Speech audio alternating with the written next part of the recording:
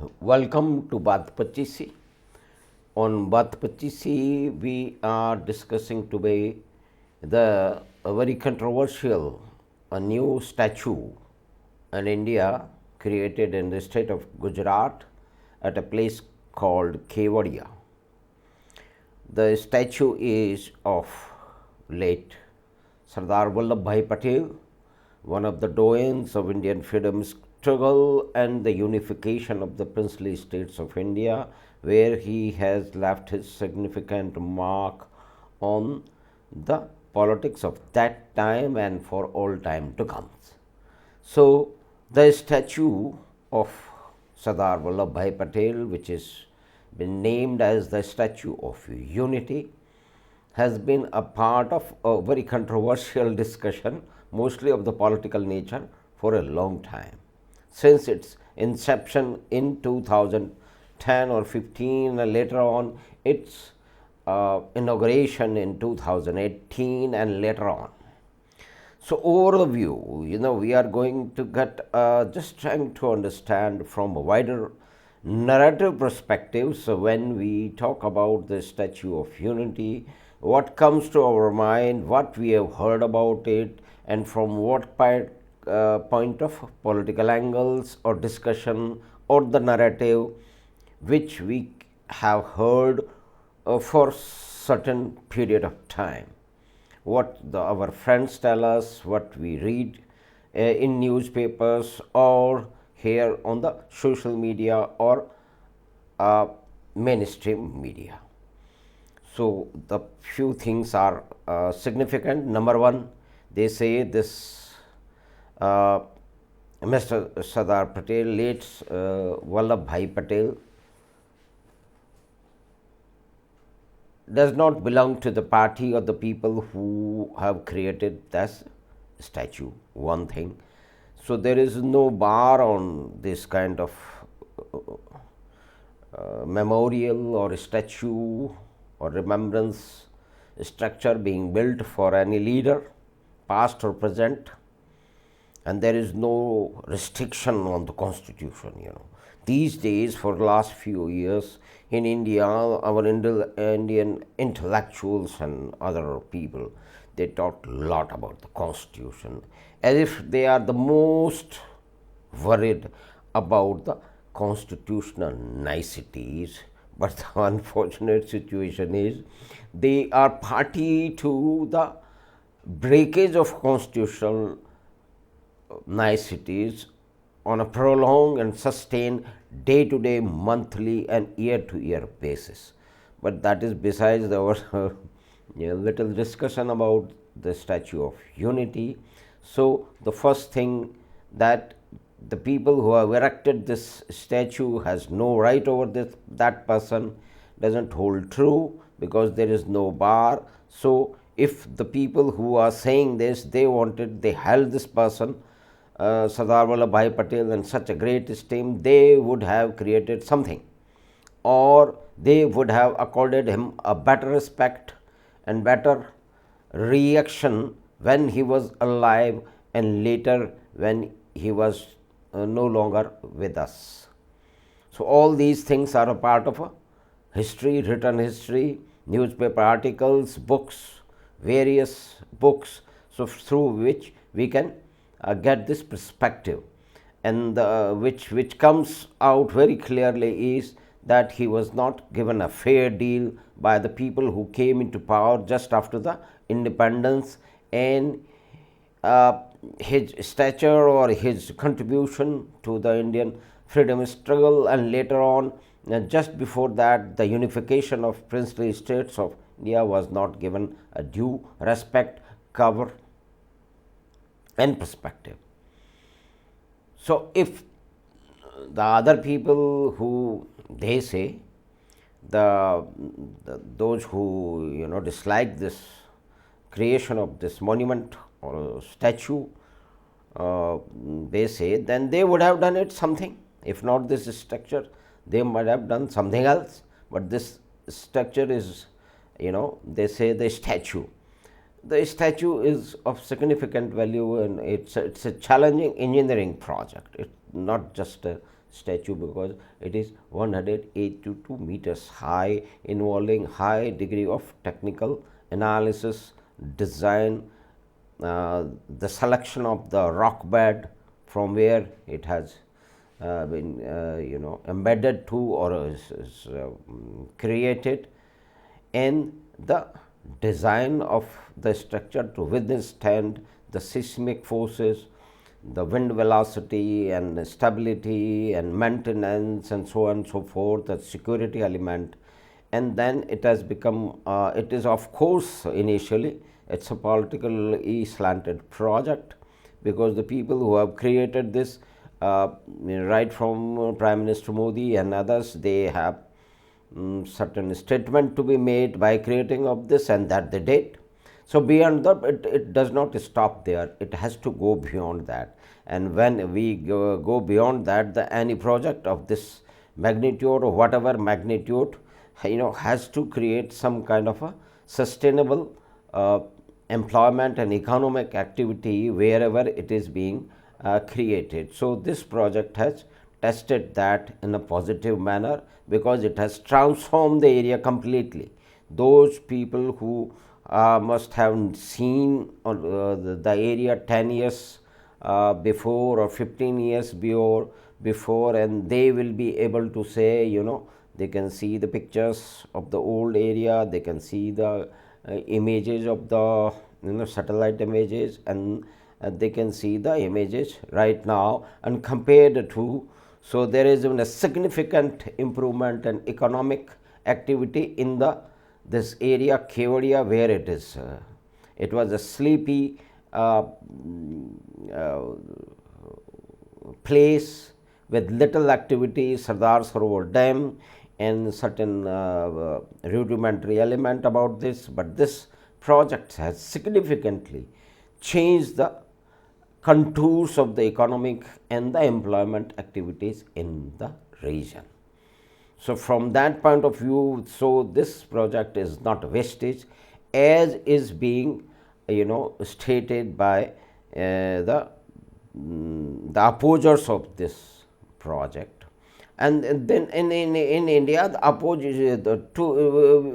everything is opposed without any basis, without any fundamentals. It is on a hearsay, or it is a pure myth and a falsehood. And an unfortunate thing is that this, so many things have been said about this project which do not hold water. They are not substantiated by the facts and actual situations. So one thing is the one myth which was created, and a falsehood which was deliberately created by very top, well known political leaders and others, members of the intellectuals, those who said that this statue is made in China. But that is not the point. It has not been made in China, because they do not understand perhaps the significant difference between a hand chiseled or machine chiseled statue made of marble, which may be 10 to 20 feet high in part. Sometimes these are made in part, but now we are talking about a structure which is 182 meters high. So it's of course a challenging engineering project. But there are so many people who do not understand difference between such a what kind of a challenges are there when a structure is 182 meter high. It has to sustain seismic changes or possibilities, and the stability of the rock bed where it is created, its structure, its design, the input material. So that's the point. So one myth which created was it is made. No, only the bronze shells which make up the outerior of this statue are made in China, because there was an open international tender and Chinese won the tender. And because this project is run, one of the very few projects in India which has one in the precise project management cycle, where when this project was given the inauguration date, the completion date, the public opening date were all pre-decided, and everything has to be a clockwork precision to arrive, achieve those timeline targets and project completion targets. So it was a very, very tight project scheduling. Those who understand what is project scheduling and its execution, its variety of inputs and controlling factors, they know. So we do, indulge in some kind of project when we make house or some structure, or those who are involved in the management or the manufacturing, they know what the project management is. But of course, most of our intellectuals who, draw inspirations from stories and literature, and then they transpose those ideas and images into the real life situation, is a very strange way of doing it, but our friends do it. So it is not made in China. Only the bronze shells are manufactured or casted in China and then transported back to India. 90% of the project work and 90% of the project cost is incurred on site at Kewadia, and that is a reality, and it has transformed the area significantly. So 2-3 points. Number one, it is not made in China. I mean, so many people, right from the intellectuals and powerful, well-known politicians, have indulged in this kind of a sheer falsehood. But that's the way it is. That's the way Indian politics run. It runs on the image making. It runs on the image smearing. Maybe elsewhere in the world too, but in India that is significant, because this is India is the only country where there is an election in every 6 months and a year. So everything has to be politically packaged and presented or dismantled. So this creates a whole lot of additional cost and additional burden on the public funds and their uses, because a lot of wastage happens because of the perpetual election cycle. But that is not the point of our humble small discussion about the Statue of Unity, its concepts and its challenging engineering project and the employment activities. So far 7.5 million people have visited it. The visitor count average is 15,000 per day. If a person, a humble person, spends 1,000 rupees or a 2,000 rupees on per day basis, so what economic benefits and economic activities are created in the area due to this project can be very easily calculated, and how it has transformed the area, the employment possibilities and life of the people in that region can be imagined. And those who want to see it, I have seen it my own eye, so many other friends have seen it, and those who the people who criticize it lock, stock and barrel because of various political, ideological and the other compulsion, they have to apply an open mind. In democracy we have to have an open mind, because the possibilities are immense. But just to say that since it is in Gujarat, there is a space to be unique situation. Since it is in Gujarat, it has to be created. If Mr. Prime Minister Modi has a role in it, and the project, whatever it is, good or bad, must be criticized, lock, stock and barrel, 24/7, continuously, without any basis or no basis. But there are thousands of people in India who indulge in this kind of a dysfunctional information distortion or a false narrative building. But that's the reality of our Indian political system or society. So we have to live with it, deal with it. So few enveloping situation about that. It's all kind of people from all walks of life and from all corners of India, from Punjab, from Himachal, UP, Rajasthan, Gujarat, Bengal, Assam, I've seen them. They are all flocking to this new attraction, tourist attraction, and they are coming there and they are thereby transforming the economy and the employment generation possibilities of this area, which is a very, very significant uh, happening, and it's a reality. The opposers who oppose for whatever reasons, in democracy, there are some people who will always oppose. No problem about it. They can oppose. They have freedom to oppose. The opposition or any stand, whether it is for support or to oppose, have to have some rational, fundamental, factual basis. But this is not in the case in India. In most of the things, a make-believe word, make-believe, the parameters of the make-believe word and their idioms and their mechanisms are used to create a falsehood about anything good or bad. The problem is that something good is happening, it is to be presented in a bad way, because number one, if it is created, it is happening in a particular state where the ruling party is not to the liking of the person who is criticizing, so he will have another view. So this is a subjective matter, but the factual thing is that such narrations must be based on facts and realities.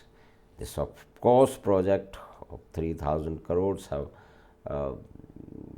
transformed the economy and the employment